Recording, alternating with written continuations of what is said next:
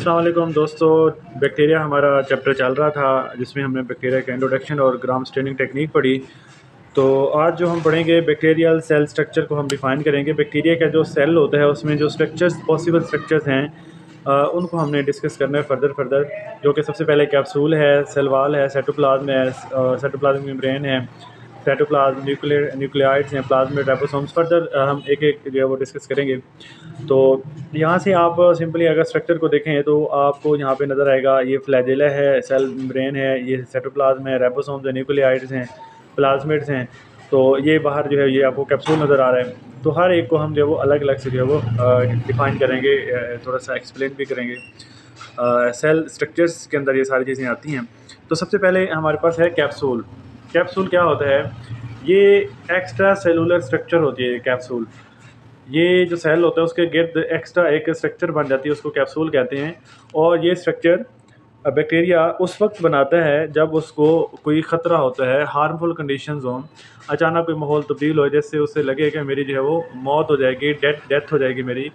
और तो उस वक्त अपने आप को महफूज करने के लिए अपने गिर्द एक एक्स्ट्रा कवरिंग बना लेता है जिसको कैप्सूल कहते हैं, और ये उस कैप्सूल के अंदर अपने आप को छुपा लेते हैं। याद रखना है कि जब किसी बैक्टीरिया के अंदर कैप्सूल मौजूद होता है या कैप्सूल फार्मेशन होता है उस वक्त बैक्टीरिया रिप्रोडक्शन के प्रोसेस में नहीं जाता। बैक्टीरिया अपने आप को रिप्रोड्यूस नहीं करता। ठीक है, एक बात। दूसरी बात क्या है कि बैक्टीरिया जो है वो हर बैक्टीरिया भी कैप्सूल नहीं बना सकता, ना बनाता है। तो ख़ास तौर पे वो बैक्टीरिया जो है वो कैप्सूल अपने गिर्द बनाते हैं जो पैथोजेनिक इन नेचर होते हैं।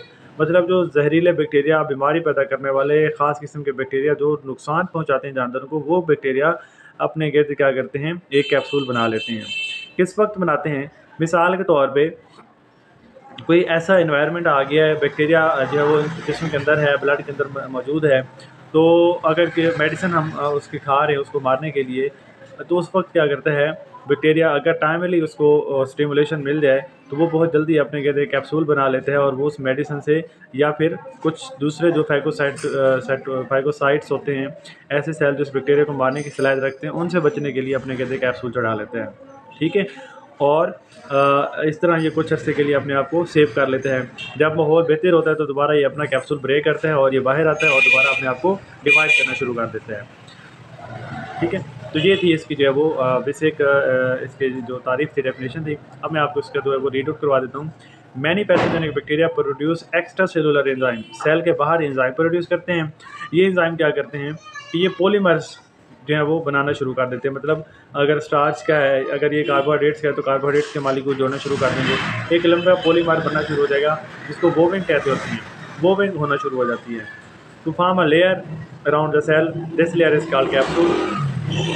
Capsule protect bacteria cell from phagocytes. Phagocytes से ये क्या करते हैं, उनको प्रोटेक्ट करते हैं।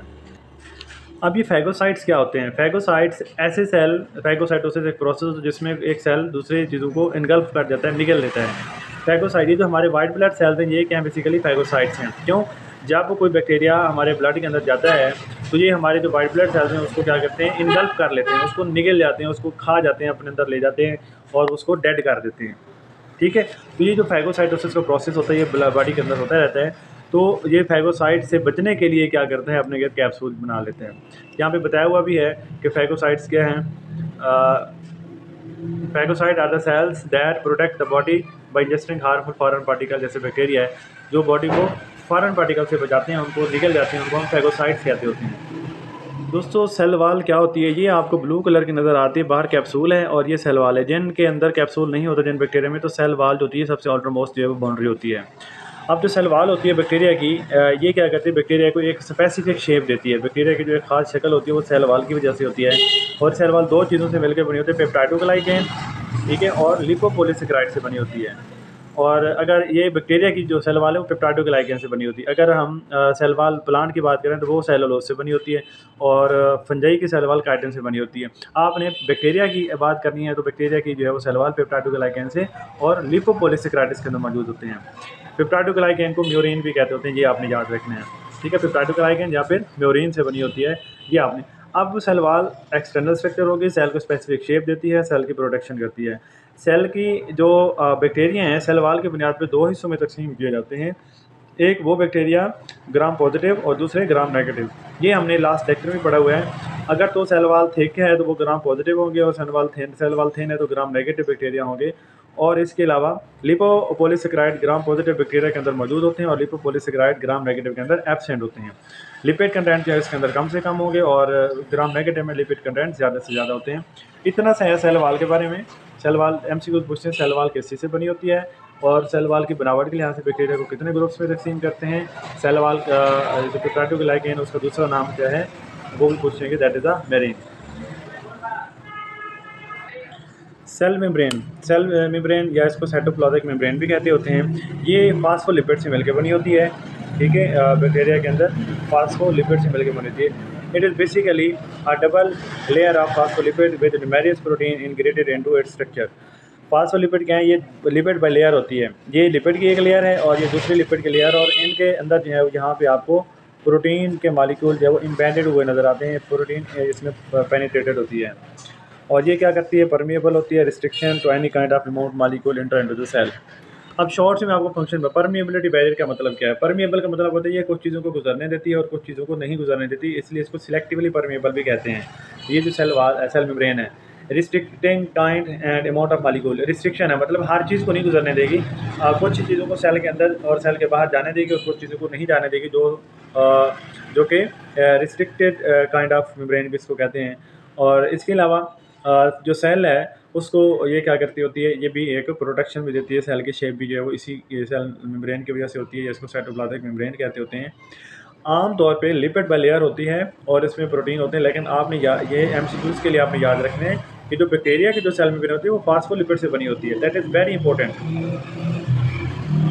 नेक्स्ट हमारे पास है साइटोप्लाज्म। साइटोप्लाज्म क्या होता है, inside the cell membrane is the cytoplasm. It is semi transparent होता है और सेमी फ्लूइड होता है, मतलब बिल्कुल गाढ़ा नहीं होता, बिल्कुल पतला भी नहीं होता। इसमें क्या होता है, प्रोटीन होते हैं, कार्बोहाइड्रेट्स, लिपिड होते हैं, राइबोसोम्स, न्यूक्लिक एसिड, साल्ट और बाकी ऑर्गेनिक इनऑर्गेनिक मटेरियल और वाटर इसके अंदर मौजूद होता है। ये मैं आपको डायग्राम दिखा रहा हूँ। ये आपको ब्लू कलर की जो नज़र आ रही है सेल वाल थी, और नीचे जो है ये आपको जो थोड़ा डिफरेंट सा कलर नज़र आ रहा है ये सेल मेम्ब्रेन है। ये अंदर वाला जो पोर्शन है ये सारे के सारे क्या है, साइटोप्लाज्म है। अब ये जो साइटोप्लाज्म ये सेमी सॉलिड होता है तकरीबन, ना बहुत गाढ़ा होता है ना बिल्कुल पतला होता है। तो इसमें इंजाइम होते हैं, लिपिड्स, प्रोटीन, वाटर मॉलिक्यूल और बाकी इंग्रेडिएंट्स जो सेल के ऑर्गेनिज्म इसके अंदर मौजूद होते हैं। न्यूक्लियेट क्या होता है, ये जो है वो डबल स्टैंड या सिंगल स्टैंड जो वो DNA होता है जो कंडेंस फॉर्म में होता है, और ये इसके अंदर साइटोप्लाज्म के अंदर मौजूद होता है, इसको न्यूक्लियेट कहते हैं। और अगर इसके गिर्द मेम्ब्रेन बन जाए तो उसको न्यूक्लियस कहते हैं, क्योंकि बैक्टीरिया में मेम्ब्रेन नहीं होती तो इसलिए हम इसको न्यूक्लियस नहीं कहते बल्कि न्यूक्लियाइड्स कहते हैं। और इसके अलावा प्लाज्मिड की मैं आपको डायग्राम बताता हूँ। DNA के साथ ये एक्स्ट्रा एक रिंग से पड़ा हुआ है, DNA का, इसको प्लाज्मिड बोलते हैं। इसका एक ही काम होता है, ये क्या करवाता होता है, ड्रग रेजिस्टेंट करवाता है। मीन्स कि कोई पेशेंट मेडिसिन खा रहा है और उसके अंदर बैक्टीरिया रेजिस्टेंट हो जाते हैं तो वो कौन करवाता है, बैक्टीरिया को रेजिस्टेंट ये प्लाज्मिड करवाते हैं। बैक्टीरिया के अंदर ऐसी चेंजेस लेके आता है कि वो मेडिसिन उसके ऊपर इफेक्ट ही नहीं कर पा रही होती, ठीक है। बैक्टीरियल ग्रोथ के अंदर इसका बड़ा जो है वो रोल है, सिर्फ ड्रग रेजिस्टेंट में, और इसका कोई काम नहीं है। और इसको R फैक्टर भी कहते हैं। अगर आपसे पूछें बैक्टीरिया में R फैक्टर्स क्या होते हैं तो आपने बताना है कि प्लाज्मिड्स आर R फैक्टर्स। ये फंक्शन आपने सिर्फ इसको याद रखना है, ड्रग रेजिस्टेंट। दूसरे नंबर पे है राइबोसोम्स। राइबोसोम्स क्या होते हैं, ग्रैनुलर स्ट्रक्चर्स होती हैं, ठीक है। सेल के अंदर ग्रैनुलर स्ट्रक्चर्स को हम क्या कहते होते हैं, राइबोसोम्स कहते होते हैं। ये साइटोप्लाज्म के अंदर स्प्रेड होते हैं फ्रीली, जो वो मौजूद होते हैं। अब ये जो राइबोसोम्स हैं इनका क्या काम होता है, ये प्रोटीन बनाते हैं। अगर आपसे पूछे फैक्ट्री ऑफ प्रोटीन क्या है तो वो है राइबोसोम्स। राइबोसोम दो चीज़ों से मिलकर बना हुआ होता है, किससे, RNA से और प्रोटीन से, ठीक है। और RNA और प्रोटीन ये दोनों जो है वो मिलते हैं, इसका यूनिट्स आपस में मिलते हैं तो उसके नतीजे में क्या बनाते हैं, ये प्रोटीन बनाना शुरू कर देते हैं, पॉलीपेप्टाइड्स बनाते हैं बेसिकली। राइबोसोम, एक जो आपने बात याद रखनी है, बैक्टीरिया के अंदर जो राइबोसोम्स होते हैं वो स्मॉल साइज़ के होते हैं, वो 70S होते हैं। S मीन स्वेट बर यूनिट, राइबोसोम का यूनिट है स्वेट बर यूनिट। तो ये आपने इसको जो वो क्लियर रखना है, 70S इनका जो यूनिट होता है। यूकैरियोटिक सेल के अंदर 80S होते हैं, लेकिन बैक्टीरिया हैं प्रोकैरियोटिक हैं, इनमें 70S होते हैं। नेक्स्ट चलते हैं, क्विकली इसको फिनिश करते हैं, वीडियो लेंथी हो रही है। फ्लैजेला, फ्लैजेला बेसिकली क्या होता है, ये देखें बैक्टीरिया से ये फ्लैजेला जो है यहाँ से निकल रहा है।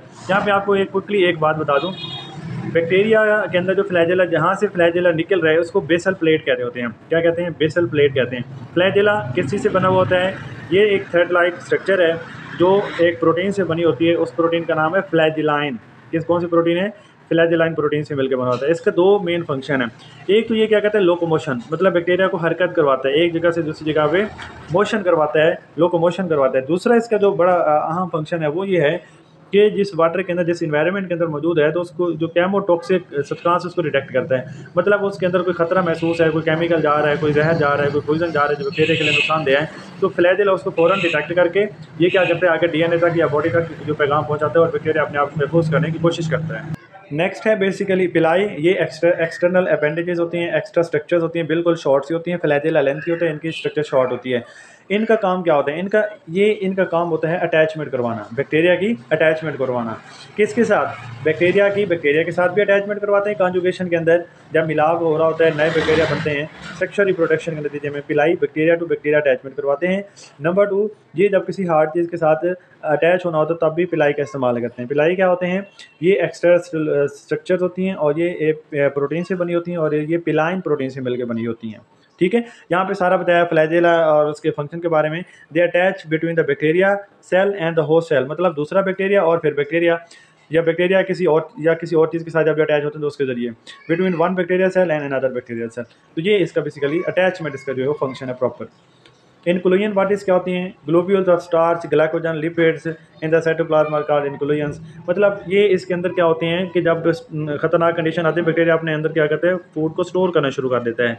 कुछ लिपिड, प्रोटीन या कार्बोहाइड्रेट जो भी चीज़ अवेलेबल है तो उसको वेसिकल के अंदर बंद करके साइटोप्लाज्म में स्टोर कर लेते हैं, और जब खतरनाक कंडीशन आती है तो इनक्लूजन बॉडीज़ बेसिकली वो होती हैं जब स्टारवेशन हो या सेल को ख़तरा होता है तो बैक्टीरियल सेल क्या करते हैं, अपने साइटोप्लाज्म के अंदर कुछ वेसिकल की शक्ल में स्टार्च, ग्लाइकोजन, लिपिड या जो भी उनको अवेलेबल उस वक्त खुराक मौजूद है उसको स्टोर कर लेते हैं और उस वक्त इस्तेमाल करते हैं जब वो कैप्सूल बना चुके हों या जब छुपे हुए होते हैं या जब बाहर माहौल जो फेवरेबल नहीं होता तो तब तक वो उस खुराक को इस्तेमाल करते रहते हैं। इनको बॉडी इनक्लूजन्स कहते हैं। लास्ट में सेल इन्वेलप है।